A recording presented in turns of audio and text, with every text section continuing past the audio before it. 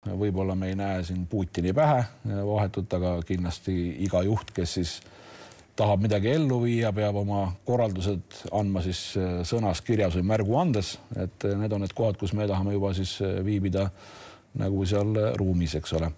Ja eelhoiatuse eesmärk ju tegelikult ei ole mitte siis hoiatada niimoodi, et me kogu aeg hoiatame ja lõpuks see ennustatav sündmus siis ka juhtubki. Eelhoiatuse eesmärk on ikkagi tagada siis meie enda otsustajatele läänes piisav otsustusruum selleks, et võtta tarvitusele mingisugused vajalikud meetmed või kaitsehoiak selleks, et see ennustatav sündmus tegelikkuses kunagi ei juhtuks. Ma pean ikkagi küsima, mis toimus Prigožiniga? No kust võttis selline mees julguse marssida sellise, ma ei tea, keskaegse rüütli romaani kombel Moskva suunas, et mida talle ikkagi lubati? No tundub, et Prigožin oli üks väga ambitsioonikas härrasmees, kelle siis isiklikud ambitsioonid ja nägemus enda ja oma firma tulevikust ei kattunud üks ühele siis Vene juhtkonna nägemusega selle ettevõtte tulevikust. Võib-olla teda ka julgustati kuskilt süsteemist seest mingisuguse aktsioone tegema. Tundub üsna tõenäoline. Et ta ise võib-olla lootis, et seal tullakse veel taha teda toetama ja siis ka võetakse vastu mingid teda soosivad otsused selle kõige tulemusena. Läks nii nagu läks ja praeguseks on Prigožin juba siis ajalugu. Kas see on üks selline fail, mis ootab sahtlis avaldamist, ma ei tea, mõne aasta või aastakümne pärast, sest väga põnev oleks teada igal juhul, mida talle täpsemalt lubati ja kuidas siis nii-öelda Prigožini teema lõpetati? Jah, selle faili avaldamisega läheb võib-olla natukene siin mõned aastakümned aega, aga see on kindlasti päris põnev, jah. Mis saab ikkagi Valgevenes olevast 2,5 kuni 4,000 Wagneri võitlejast? Kelle teenistuses see erasõjavägi seal tegelikult on?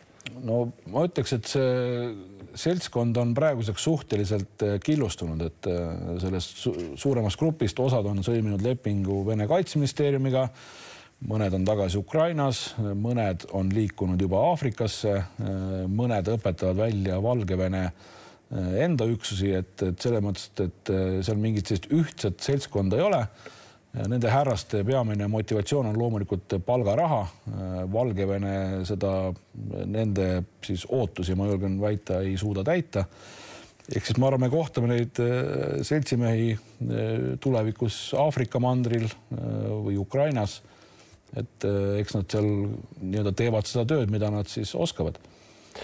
Te märgite oma raportis, et Hiina on viimasel ajal selgelt intensiivistanud Euroopa suunalist mõjutustegevust. Kus ja kuidas me selle võiks ära tunda? No me näeme seda, et Hiina ikkagi sihitab hetkel siis erinevaid otsustajaid, arvamusliidreid, neid kutsutakse väga niimoodi initsiatiivikalt külastama Hiinat. Loomulikult nende reisid on kinni makstud, nende reiside ajal siis räägitakse neile Hiina siis ühiskonna positiivsetest aspektidest ja sellebi üritatakse neid siis viia olukorda, kus nende inimeste poolt tulevikus tehtavad otsused on Hiinat soosivad. Te märgite, et Hiina tehnoloogia levik kriitilisse taristusse ohustab Eesti julgeolekut. Millist taristut ja tehnoloogiat te siin silmas peate? Hiina tehnoloogia on, ma kujutan ette, enam-vähem igal pool. No eriti sellised sensitiivsed sektorid on telekommunikatsioon loomulikult, aga Hiina firmad on ka pööranud oma pilgu siis ütleme kogu roheenergiaga seotud tehnoloogia poole, näiteks siin päikesepatareid, inverterid, energiasalvestusvahendid ja muu säärane, mida siis ollakse valmis pakkuma oluliselt turuhinnast soodsamalt. Huawei inverteri kasutamine on julgeolekuoht. No üldiselt sellised seadmed on kõik kuidagimoodi ühendatud läbi interneti siis Hiinas asuvate keskserveritega. Neile seal tehakse läbi selle siis pidevat update. Aga see riski koht on see, et need on ka kaugjuhitavalt manipuleeritavad, kui tekib soov läbi selliste seadmete on oht, et me satume sõltuvusse, kuna Hiina tehnoloogia väga sageli ühildub ainult teise Hiina tehnoloogiaga. Ja see kõige suurem oht on lihtsalt see, et läbi sellise tehnoloogia sõltuvuse tekitamise Hiina riik viib ellu oma poliitilisi ambitsioone. Ma tean, Riigikogu koridorides sõidab ringi robot tolmuimeja. Ma ei ole vaadanud, kes see tootja on, aga no oletame, et tegemist on Hiina robot tolmuimejaga.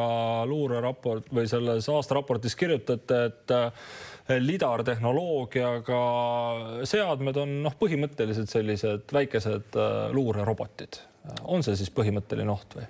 No me näeme ikkagi seda, et läbi selliste seadmete, mis siis läbi siin erinev tehnoloogia kompavad oma ümbrust või salvestavad oma ümbrust, siis kõik need andmed ikkagi voolavad kuhugile Hiina kontrolli all olevatesse serveritesse. Hiina teenistustel, luureteenistustel on siis võimalus neid andmeid enda huvidele vastavalt vaadata, manipuleerida, selle pealt teha mingeid järeldusi, järgmisi plaane ja nii edasi. TikTok'i te ei kasuta? Ei kasuta. Paljud Eesti poliitikud kasutavad. On see probleem? Ma ütleks, et sellega kaasnevad olulised riskid, mille osas tasuks olla teadlik, et kas on soovi jagada oma eraelu mingisuguseid mõtteid, vaateid Hiina riigiga. Millega see TikTok siis ikkagi nagu täpsemalt tegeleb? Üks asi on jah, et info levib igalt poolt. Facebooki avalikest postitustest saad ka selle vajadusel enda andmebaasidesse kopeerida. Aga ma saan aru, et Hiina treenib tehisintellekti TikToki abil. No ta treenib jah, sellist globaalset järgmise taseme tehisintellekti. See kõlab meie jaoks kõik nagu selline suur müstika kuskil hästi kaugel, aga hiinlased on selline seltskond, kes selle asjaga tegelevad ikkagi süstemaatiliselt. Nad on väga kannatlikud, pikaajaliselt, nad kasutavad neid andmeid siis selle sama tehisintellekti treenimiseks. See tehisintellekti oht on see, et see võimaldab siis tulevikus mõjutada Hiinal nii-öelda erinevaid siis lääneriikide poliitilise otsusprotsesse. No Venemaa oht on aktuaalne, aga Hiina